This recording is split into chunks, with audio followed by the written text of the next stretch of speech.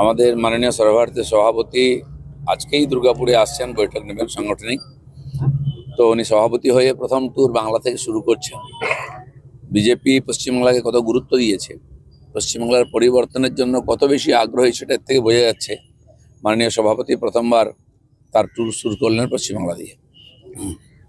কলকাতায় এসে সমাজবাদী পার্টির প্রধান অখিলেশ যাদব মন্তব্য করলেন যে দিদি ইডিকে হারিয়েছেন, আবার খোঁচা দিয়ে বললেন যে যে পেন ড্রাইভ নিয়েও গেছে, তার কটাক্ষ বিজেপি এখনো পেন ড্রাইভে যন্ত্রণা ভুলতে পারেনি।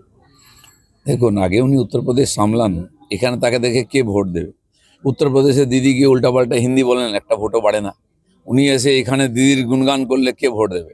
নিজেদের দোকান বন্ধ হয়ে যাচ্ছে, এখানে এসে বললে কে শুনবে?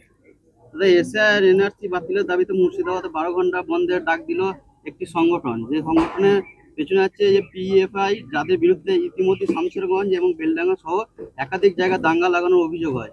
এই ইস্যুতে শাসকের কি সমর্থন রয়েছে বলে মনে করছেন? যত দেশ বিরোধী সংগঠন নেতা সব পশ্চিমবাংলায় এসে ডেরা নেয়, কারণ মমতা ব্যানার্জি তাদের প্রতি সমর্থন আছে। দেশের বিরুদ্ধে, সংবিধানের বিরুদ্ধে বললে তার পক্ষে থাকেন উনি।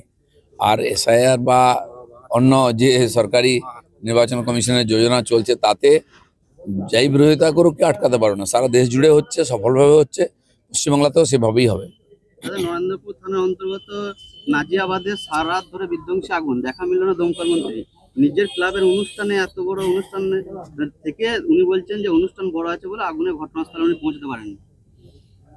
পশ্চিমবাংলাটা জ্বলে গেলেও টিএমসি কিছু যায় আসে না, তাদের সরকারটা থাকলেই হবে।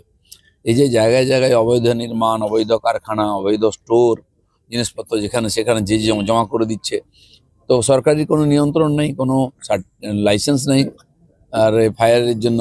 ফলে এই ধরনের দুর্ঘটনা ঘটছে, সাধারণ মানুষ, গরিব মানুষ মারা যাচ্ছে, তাদের সম্পত্তি নষ্ট হচ্ছে। সরকারের কোনো হিলদোল নেই, আর এই সরকারের ইচ্ছা শক্তিও নষ্ট হয়ে গেছে কিছু করার জন্য। দাদা, পূর্ব বর্ধমান জেলার জেলা সভাপতি এখন রবীন্দ্রনাথ চট্টোপাধ্যায় বর্তমানে তার এলাকাতেই রয়েছেন।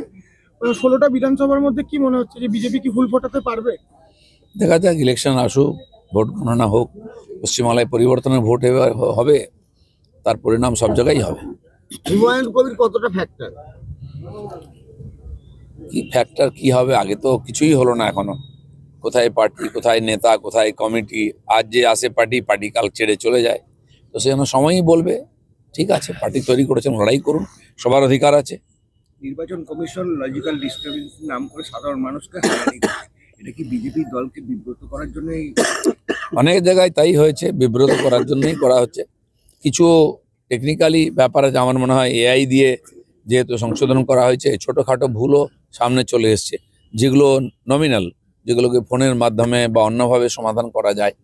কেন বহু সংখ্যা একটা এসছে, কিন্তু এটাও ঠিক যে বহু মানুষ, বহু লোক আছেন যারা ভোটার হওয়ার যোগ্য নয়, কিন্তু তারা হয়েছেন, তাদের তথ্যে গরমিল আছে, তো তাদেরকে ডাকবেই। বলছি, কাটোয়ায় মহকুমা শাসক অফিসে আপনাদের কর্মীরা 7 নম্বর ফর্ম জমা দিতে পারেনি। তারা অভিযোগ করছে তারা মার খেয়েছে। এই ব্যাপারটা কিছু? সারা পশ্চিমবঙ্গ জুড়ে এই সন্ত্রাস চালানো হচ্ছে, যাতে এসআইআর সফল না হয়, ভুয়ো ভোটার বাদ না যায়। গায়ের জোরে করছে টিএমসি, কিন্তু এখনো প্রসেস চালু আছে। নির্বাচন কমিশন সব জানেন। আমরাও চাই নির্ভুল ভোটার লিস্ট তৈরি হোক, যারা যোগ্য এখানকার ভোটার হিসাবে তাদেরকেই সুযোগ দেওয়া হোক, আর কেউ যেন বাদ না যায়।